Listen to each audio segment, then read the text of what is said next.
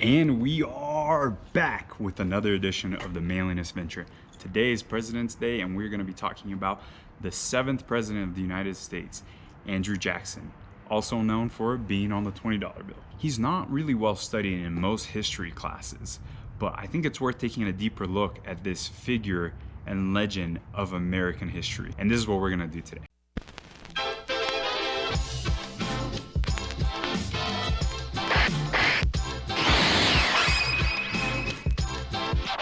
Andrew Jackson is incredibly important for many reasons, and one of the main ones is that he kept the Union together in a crisis that happened during the 1830s. It was basically the South versus the North, and the South wanted to be able to secede. Clearly, that was a fundamental threat to the entire idea of a federal system.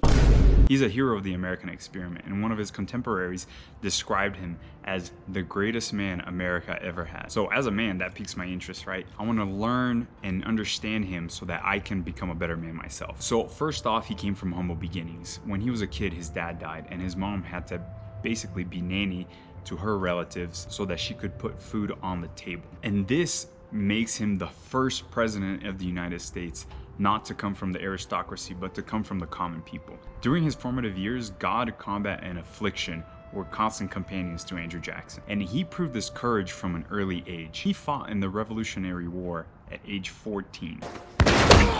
His legendary temper led him to fight in over 100 duels, and in the most famous of them all, he dueled a man who was a better shot than him, and his strategy to win was to let the other man shoot first and then shoot second himself. So what happens? They're 24 paces apart. The man shoots Jackson right in the chest. Now, most people would have dropped, but not Jackson. He takes the bullet in the chest, pulls up his own pistol, cocks it, fires. The pistol misfires. Now, the opponent can't move because the pistol has not discharged yet. He cocks again, pulls, and kills the man instantly. Then and only then, after he walked out of the dueling grounds with his boot filled up with blood, did he go see a doctor. 'Tis but a scratch. He proved this courage again and again in battles during the War of 1812, the most famous of them all being the Battle for New Orleans, where he defeated the British. And after that, he went on to conquer Florida from the Spaniards. As a general, he proved that he was able to lead men and inspire men. He cared about his men, he was bold, and he projected confidence in all he did. All characteristics which lead men to want to follow and honor another man. He was magnetic, and after the War of 1812, he was rocketed to fame. Only George Washington, up to this point in American history, enjoyed as much fame as Jackson. When he became president, he dominated the popular vote. He was a multifaceted man. He was a devout Christian and avid reader, despite never really getting as much education as those who were around him in the higher echelons of society. But Jackson was still only just a man, and not one without sins. As president, he pushed for Indian removal, which led to thousands and thousands of natives being relocated from their homes to west of the Mississippi, including the Cherokee in the Trail of Tears. He loved his country and democracy deeply, and he truly cared about the people that he was representing. But as most people of the day, he believed that liberty and democracy were rights for only the white or voting people. He believed that the natives and the whites could not coexist, that the only way to make sure that both parties survived was the removal of the Indians from the southern states. This is what the Southerners wanted, and this is what Jackson gave to them. But this is not all that he's known for. By learning to control his temper, by learning to use his personal force, by projecting an aura of power, by knowing what his enemies wanted, by threatening to use brute force, but at the same time, in the background, using other means to manipulate the Southerners into not wanting to leave the Union, he was able to make sure that our country stayed together at a critical time. His enemies always portrayed him as an angry wild man, full of wrath and without any self-control.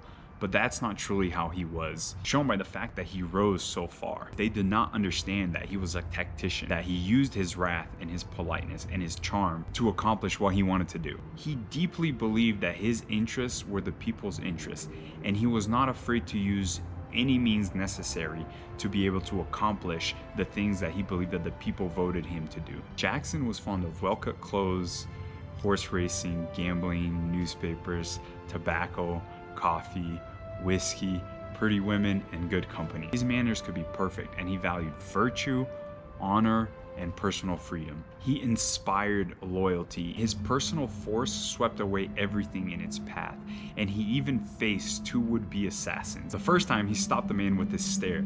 The second time, when the pistols of the assassin misfired, he chased him down with his walking stick. The most incredible thing about Jackson, though, is his legacy, what he left for the American people. His strength of resolution inspired Lincoln into keeping the Union together and going to war with the southern states to make sure that our country stayed as one. His strength and his courage led Theodore Roosevelt to deeply admire him. Franklin Roosevelt, in his turn, was fascinated by Jackson and drew courage from Jackson's defending of the Union from powers within, as FDR himself during World War II had to defend the Union from foreign powers. He was one of the greatest men who ever walked under the flag of this great country. But he was not a consistent man. He was a politician. And as a politician, he valued power more than ideological consistency. As John Meacham, author of the book American Lion, says, there's nothing redemptive about Jackson's Indian removal policy, but the great often teach by their failures. And we can all learn lessons from this American hero. We can learn lessons in strength of character, lessons in leadership, and lessons in confidence. So how can you cultivate these skills? Subscribe to this channel and keep an eye out for more videos, because that's what this channel is all about. It's all about learning about these manly skills, about these men who rose to great heights of power, men who did important things with their lives so that we can become greater men. So until next time, man up.